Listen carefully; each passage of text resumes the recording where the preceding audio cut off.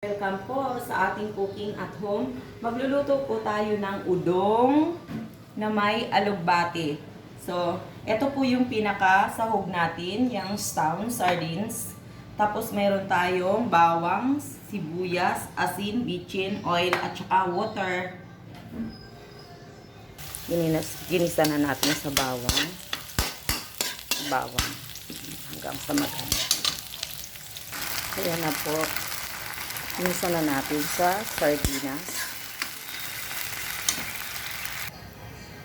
Ayan po, dahil kumukulo na, ilalagay na natin ang ating udong. Hello guys. Ayan. Dahil okay na yung ano natin, nilagay na natin yung alugbati. Hello guys, ito na po ang ating udong na may sardinas at alugbati.